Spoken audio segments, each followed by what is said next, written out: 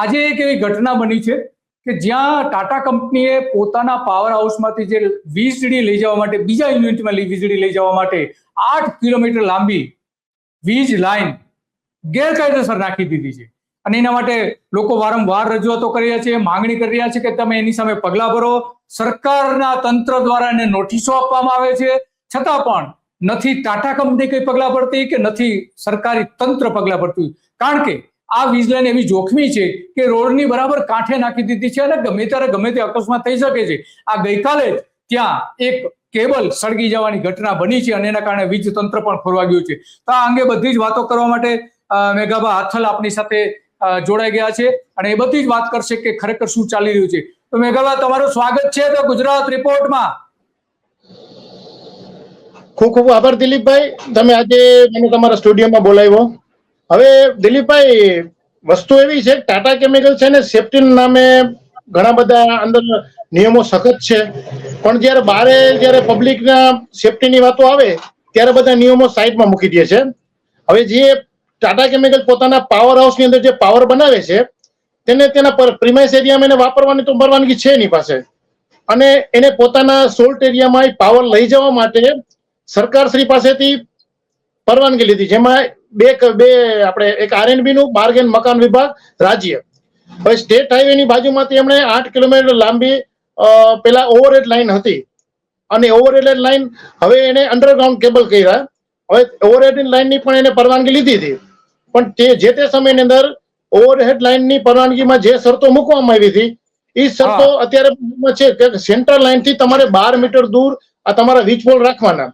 તે તો એને તે શરતો ફોલો જે તે સમય ન કરી, પણ હમણાં જયારે 2022 ની અંદર એમને ફરીથી એક અંડરગ્રાઉન્ડ કેબલ લાઈન માટે પરવાનગી માંગી આરએનબી પાસેથી, તો આરએનબી એને પરવાનગી તો આપી દીધી, પણ નિયમ શરત નંબર 9 એવી હતી જેની પરવાનગી અંદર કે સેન્ટ્રલ લાઈન થી તમારે સેન્ટ્રલ લાઈન થી 12 મીટર દૂર કેબલ ચેનલ બનાવીને 1.5 મીટર અંડરગ્રાઉન્ડ કેબલ નાખવાનો, તેને ઘણા બધા એના શરતો હતી. જેમાં 9 નંબરની શરત એવી હતી તમારે સેન્ટ્રલ લાઈન થી 12 મીટર દૂર કેબલ નાખવું, પણ તેને પહેલા જ શરતનું પાલન ન કર્યું. એને 8 મીટર અંદર જે કેબલ રસ્તાની બરાબર બાજુમાં ચેનલ બનાવીને 8 કિલોમીટર સુધી સ્ટેટ હાઈવે બાજુમાં ચેનલ બનાવી અને ગેરકાયદેસર રીતે કેબલ નાખી દીધો.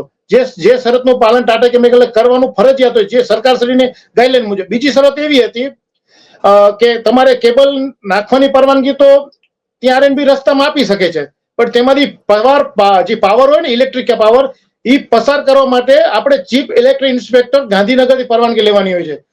તેવી રીતે એને એ પણ પરવાનગી લીધી નથી.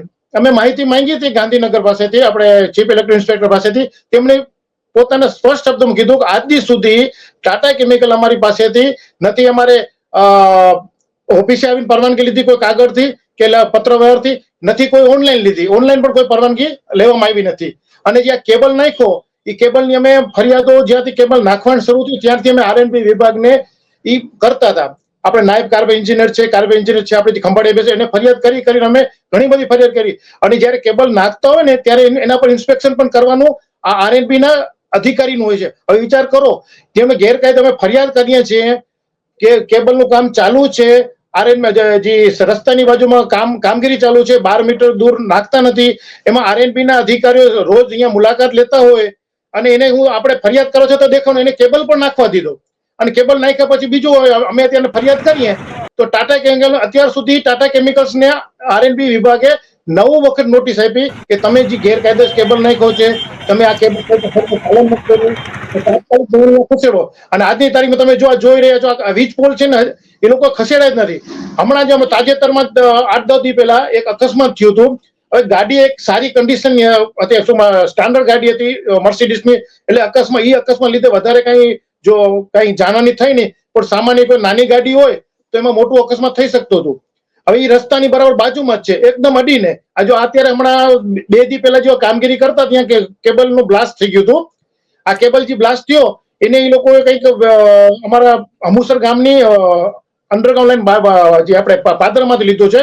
હવે આ કેબલની આસપાસ એક શાળા છે, લોકો રોજ અહીંયાથી પસાર થતા હોય છે અને આ બરાબર રસ્તાની બાજુમાં જ છે. વિચાર કરો, આટલો રસ્તાની બાજુની અંદર આ કેબલ એ લોકોએ નાખી દીધો છે અને વારંવાર આ લોકો બીજી કે ત્રીજી વખત હમણાં બ્લાસ્ટ થયો છે. અને અહીંયા પાછું આ ચેનલ બનાવીને આ લોકો અહીંયા રિપેરિંગ કરતા હોય છે. વારંવાર બ્લાસ્ટ થાય અને પાછું વરસાદી વાતાવરણ, અહીંયા ભેજવાળું વાતાવરણ હોય અને એ પાણી લીધા 33 કેવી લાઈન છે દિલીપભાઈ, બહુ જીવલેણ કહેવાય. 33 કેવી લાઈન છે, એમાં બહુ મોટા પાયે હાઈ પાવર લાઈન જાતી હોય, હાઈ ટેન્શન લાઈન હોય, એની અંદર બહુ મોટો અકસ્માત થઈ શકે તેમ છે. હા, યસ. અને આવી રીતે આ લોકો આરએનબીએ 9 વખત નોટિસ આપી, પણ છતાં કોઈ પણ નોટિસનું ટાટા કેમિકલે પાલન કર્યું નથી. અને અમે કલેક્ટરને પણ ફરિયાદ કરી છે, આપણે સચિવમાં ફરિયાદ કરી છે, પછી આપણે અહીંયા ડાયરેક્ટ કાર્યપાલક ઇન્જિનિયર, પ્રાંત અધિકારી, મામલતદાર સાહેબને બધાને ફરિયાદ કરી. અમે પોલીસ સ્ટેશન હમણાં કેબલ બ્લાસ્ટની પોલીસ સ્ટેશને અમે ફરિયાદ કરી આવ્યા હતા કે ગેરકાયદેસર આ લોકો કામગીરી કરી રહ્યા છે. પછી અમારા ગામના જે સરપંચને મેં ફરિયાદ કરી કે આ લોકો ગેરકાયદેસર કામગીરી છે, કારણ કે નિયમનું પાલન નથી. પહેલા તો ગેરકાયદેસર કહેવાય, નિયમનું પાલન ન કરો તો ગેરકાયદેસર કહેવાય. કારણ કે આપણે રસ્તાની મધ્યરેખાથી એ લોકોને 12 મીટર દૂર નાખવાનો, પૂરી સેફટીથી નાખવાનો, નીચે રેતી નાખવી પડે, ઉપર એવી કેબલ ટાઈ મોટા ટૂંકમાં ઈટું એવી નાખવી પડે, જેથી કાલ સવારે કોઈ આપણે ખબર ના હોય, અહીંયા કોઈ ખોદકામ કરી. એ લોકો આજ દી સુધી એક જ છે ને અહીંયા હાઈ ટેન્શનના કે 33 કેવી લાઈન પસાર થાય છે એવા કોઈ પણ ચેનલ ઉપર જમીનમાં કોઈ પણ ટેગ મૂક્યા નથી, કારણ કે બધા નિયમોનું પાલન કરવું પડે. નથી ચીફ ઓફ ઇલેક્ટ્રોનિક ઇન્સ્પેક્ટર પાસેથી આ લોકોએ કોઈ પરવાનગી લીધી પાવર પસાર કરવાની, અને વારંવાર ફરિયાદ કરવા છતાં આરએનબી આને નોટિસ તો આપે છે, પણ નોટિસનું સખતપણે કોઈ પાલન થતું નથી. હવે આટલી બધી નોટિસો આપવા છતાં ખરેખર તો અત્યારે આ લોકોનો અહીંયા પાવર કટ કરવું જોઈએ. કલેક્ટર સાહેબે આ બધું ધ્યાન રાખીને, કેમ કે સેફટી પહેલા છે. હમણાં થોડા દિવસ પહેલા જ કંઈક 15 દિવસ પહેલા એક નાનું બાળક જ હતું કે સમજો 20 વર્ષનું હશે, ભાઈ સ્કૂટરથી જતા હતા, હવે થાંભલા સાથે ટ્રક અથડાણો. થાંભલા સાથે ટ્રક, ભાઈ તો શાંતિથી રોડ પર જતા હતા, ટ્રક અથડાણો. એ ટ્રક થાંભલા સાથે અથડાણો, એના લીધે બીજો પાછળનો થાંભલો છે ને એ પણ ખેંચાણો. અને એ સ્કૂટર પર જે એના પોતાના ભાઈને કંકોત્રીનો લગ્નનું આમંત્રણ દેવા જઈ રહ્યા હતા, એ છોકરા ઉપર આ થાંભલો પડ્યો અને એ ઘટના સ્થળે મૃત્યુ પામ્યા. એ વીજ પોલ તો પીજીવીસીએલ નતો. એવી રીતે ટાટા નહીં, પણ પીજીવીસીએલ પણ છે ને રસ્તાની બાજુમાં વીજ પોલ ગેરકાયદેસર છે, દૂર ખસેડવા પડે. કારણ કે ગમે ત્યારે વાહન પર સ્ટેરિંગ પર કાબુ ગુમાવી ચૂકે કોઈ પણ ડ્રાઈવર, તો આવી રીતે ગંભીર અકસ્માત થઈ શકે. પાછું હાઈ ટેન્શનની લાઈન જાય છે. અત્યારે જે અમારા અમુસર ગામમાં જે સ્ટેટ હાઈવે છે, આપણે આરામડાથી લઈને ચરગલા સુધી, એ સ્ટેટ હાઈવેની એક બાજુ આ 33 કેવી લાઈન જાય છે, એક બાજુ પીજીવીસીએલની 11 કેવી લાઈન જાય છે. બંને રસ્તાની બાજુમાં ગમે ત્યારે આવું મોટું અકસ્માત થાય ને. પાછું આપણું ગોપી તળાવ, નાગેશ્વર, બેટ દ્વારકાનો રસ્તો છે, અહીંયા હજારો યાત્રાળુ રોજે રોજ પસાર થતા હોય છે. એમાં વેકેશનનો ટાઈમ આવે કે આવું, કારણ ગમે ત્યારે કોઈ મોટું અકસ્માત થશે ત્યારે સરકાર જાગશે. કારણ અમે સરકારને પણ આ બધું ધ્યાન દોરીએ છીએ. અને અમે આ કામ જયારે એ લોકોને અમે ફરિયાદ કરી, અમે અહીંયા એ લોકો નિયમ પૂછતા હતા, તો આપણા ચૂંટાયેલા તાલુકા પ્રમુખ આવીને એમ કે આ લોકો છે ને કે સરપંચે પરવાનગી આપી દીધી.